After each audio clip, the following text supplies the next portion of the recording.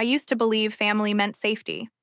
My sister Ava and I were only 2 years apart, but our bond was always fragile. She was the golden child, graceful, confident, and always right in my parents' eyes. I was quieter, observant, never, quite enough. Growing up in our house felt like walking on eggshells. If Ava lied, they believed her. If I told the truth, they rolled their eyes. But I kept peace, played small, until the day everything shattered. A regular Saturday, with my mom humming in the kitchen, my dad watching football, and me heading out to study, until the police showed up at our door. No one warned me. No one stood up for me. And I didn't yet know that this wasn't just betrayal. It was premeditated.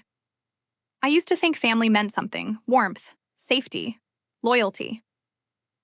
Turns out it just meant history and a shared address. I remember the day like it's still happening. Saturday. Quiet. The kind of quiet where everything feels normal, but something is just off. I should have known then. I should have felt it in my gut. But I didn't. Mom was in the kitchen, humming that same old song she hums when she's pretending she's not annoyed. Dad was yelling at the TV, half dressed in his football jersey. And Ava had already left for her study group. She always got to leave without questions. I was heading out too. Had a part-time tutoring shift at the library. Nothing serious, just me, a notebook, and a kid who hated fractions. "Where are you going?" Mom asked, not looking up from her pot. "Library. I told you yesterday," I said, grabbing my bag. She sighed. "Why don't you spend time at home like Ava?" I paused. "She's not home either," I said. Mom didn't answer. Dad didn't even hear. I stepped outside anyway. Got as far as the porch. That's when I saw the cop car. 1, 2 officers. They walked toward me with serious eyes. Not angry, not aggressive. Just procedure. "Are you redacted?" one asked. "Yes," I said, blinking. "We have a warrant to search your room." My mouth went dry. "Excuse me?" "Step aside, please."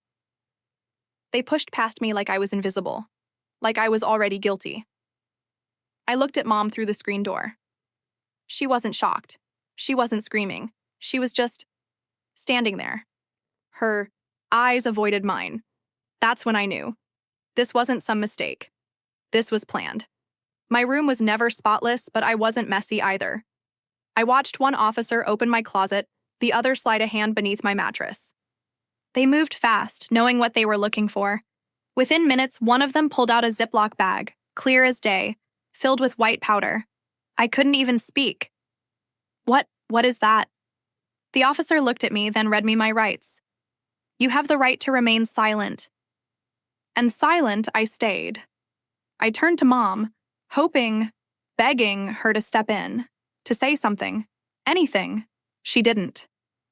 Dad walked in from the living room, finally noticing something was off. "What's going on?" he asked. "She's been caught," Mom said softly. "They found drugs in her room." The way she said it. Like it was expected. Like I had disappointed her. I looked at both of them. "Ava," I whispered. "It was her. I swear it's not mine." Silence. Then Dad scoffed. "You really gonna drag your sister into this? Pathetic." That word cut deeper than any slap. Pathetic. They took me in. No handcuffs, not yet, but enough to humiliate me in front of the neighbors. I sat in the backseat of that car, staring at the window as the house grew smaller in the distance. Inside, Ava was probably smiling, and I knew in that moment nothing would ever be the same again. Not because they didn't believe me, but because they never did. The walls in the interrogation room were gray, like the truth had no color here. They didn't shout, didn't threaten. They just looked at me, like they already knew. Like I was another story they'd heard before. "I didn't do anything," I repeated. The officer across from me leaned back, arms folded. "Your sister said she found the drugs under your bed," I blinked. "She found them?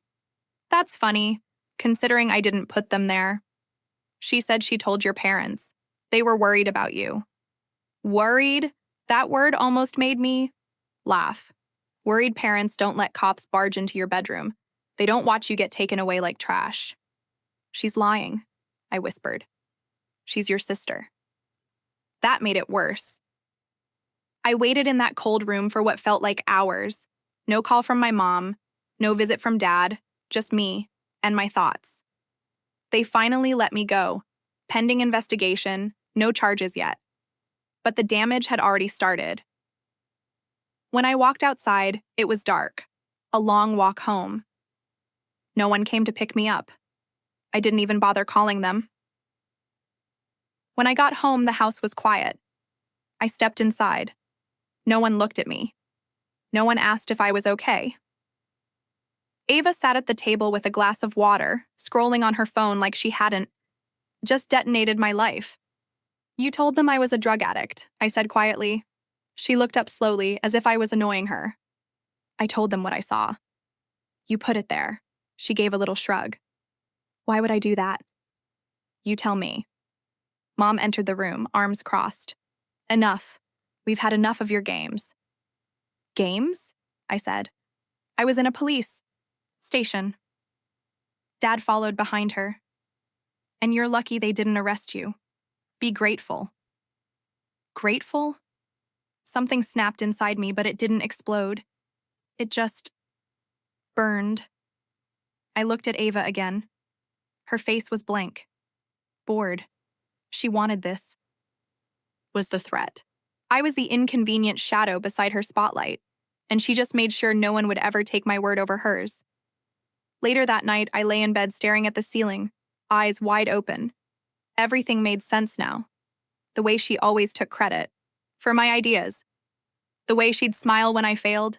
The way my parents always found a way to excuse her. She didn't mean it. She's under pressure. Why can't you be more like her? This wasn't new. This was the final act. And for the first time in my life, I wasn't going to let it go. You don't realize how much silence hurts until it's all you hear.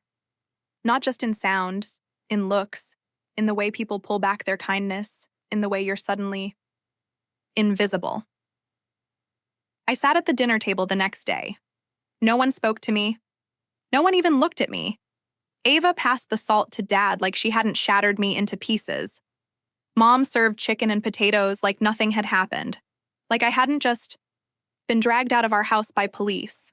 Can I talk to you? I finally asked. No one answered. I said, You've said enough. Mom cut in, folding her napkin neatly. We don't want drama at the table. Drama. Apparently, I was the problem. Not the planted drugs, not the arrest. Just me, existing. I went to school the next day. Everyone already knew. I felt it in the hallways, the stairs, the half-whispers. Someone had posted about it online. Of course. Is it true? A girl from biology asked, eyes wide with fake sympathy. You got caught with something? No, I said, walking faster. But the post said your sister. I said no. By lunch, my seat in the cafeteria was empty. People I used to joke with wouldn't meet my eyes. Even the teachers treated me like I was fragile. Like I might explode or disappear. I sat in the library for the rest of the week, not studying, just trying to feel real again. Then I got the call. Hey, my tutoring supervisor said, voice tight. The parents of your student heard about the situation. They're asking to pause sessions until things are settled. I didn't even try to argue. I understand, I said quietly. But I didn't. How could I? How do you understand being erased? At home, I started staying in my room. No one asked where I went. No one noticed I skipped dinner. One night, I heard Ava laughing downstairs. Loud, carefree, free, and I realized something painful. She wasn't just trying to hurt me. She was trying to replace me. I was the invisible sister, the cautionary tale, and it was working. But in that darkness, that complete isolation, something shifted. I stopped crying, stopped explaining. I looked at myself in the mirror, and I didn't see the broken girl they wanted me to be. I saw someone who had nothing, left to lose, and for the first time, that felt like power. I used to think Ava's cruelty came in bursts, random, unexpected. But now I saw the truth. It had always been there, subtle, hidden behind a smile, wrapped in compliments that cut, like when I was 12 and she dropped her phone. Screen shattered. She told Mom I did it, said I knocked it off the counter in a tantrum. I hadn't even touched it. But guess who got grounded for 4 weeks? You need to control your emotions, Mom said, disappointed. Ava stood behind her, arms crossed, smirking. In 9th grade, I made it into a regional science program. Only 5 kids from our school were picked. I told my parents that night at dinner, eyes shining. Oh, that's good, Mom said, barely looking up. Ava, didn't you win first place in the district art show? Just like that, my win vanished. Dad clapped Ava on the back. That's my girl. Even at school, she made sure I stayed small. There was this rumor once that I was obsessed with a boy in her grade. I wasn't. I barely knew him, but people whispered, laughed, looked at me funny in the halls. Later, I found the note she left in his locker. Pretending to be me, I confronted her. She laughed. It's harmless, she said. You take everything so seriously. The worst part? I believed I deserved it. Every punishment, every dismissal. I swallowed it like medicine. I thought, maybe, if I were better, they'd see me, but they never did. Because Ava made sure of that. And my parents? They didn't need proof. They just needed her word. Now, sitting on the edge of my bed, I saw all of it. Not as isolated moments, but as a pattern. A system. A machine designed to keep me small and silent. And I had played my part perfectly. Until now. I didn't cry. I didn't scream. I opened my old school folders instead. Found every email, every certificate, every praise I'd ever gotten. Stuff they never displayed on the fridge. I began to build a quiet file. Not for them, for me. Because if they'd never seen me before, they would now. And not because I needed their approval, but because I was going to take my power back. One fact at a time. People think rage is loud. Broken plates, screaming, chaos. Mine wasn't. It was quiet, focused, patient. I stopped waiting for apologies. I stopped hoping someone would finally say, I believe you. Instead, I listened. To whispers, to footsteps, to lies that slipped from Ava's mouth when she thought I wasn't around. I started writing things down. Dates, words, expressions, like the time I overheard her talking to her friend on the phone. She actually cried in the police car. Ava laughed. Can you believe that? Pause. Laughter on the other end. I had to delete the text, though, she added. Mom said not to keep anything that could be used against me. Texts? I wrote that down. Then I checked the family laptop. Ava used it sometimes when her phone died. There were deleted files, but I knew how to check the cache. I found a folder named Backups. Inside, screenshots of a text thread from Ava to someone named D. Just keep it in her drawer. She won't check. My mom said this will scare her straight. Don't worry, she's too dumb to figure it out. I stared at the screen for 5 full minutes, hand shaking. They planted it, together. And now, I had proof. I saved the screenshots, emailed them to myself, then printed them. Multiple copies. I backed up everything on a flash drive and hid it inside an old math trophy no one cared about. Then I reached out to the only adult I still trusted. Mr. Hall, my old guidance counselor. He'd always seen through Ava's charm. Once pulled me aside when I came to school with swollen eyes. I emailed him asking for a meeting. Told him it was urgent. We met at a coffee shop near school. Neutral ground. I need to show you something, I said. Read the messages. All of them. His face changed slowly, from confusion to anger. They really did this to you? He asked, voice low. I nodded. He leaned forward. This is enough to take action. You can press charges, file a formal complaint, even sue. I didn't blink. I'm not sure I want that yet. What do you want? I breathed out. I want them to know I know. I want the truth to burn without me having to lift a match. The first crack appeared the day I got called to the school office. Principal. Guidance. My parents. Ava, too. I didn't flinch. I sat down as the principal placed a printed folder on the table. These messages were brought to our attention, he said. We verified the digital trail. My mother blinked. What is this? My father squinted at the page. This can't be real. But Ava froze, her hands clenched in her lap. I watched her face pale. That's not mine, she said quickly. It's your number. The counselor said calmly. Your phone ID, your backup. I was just trying to scare her, she said in a rush. It wasn't supposed to go that far. Oh my God, Mom whispered.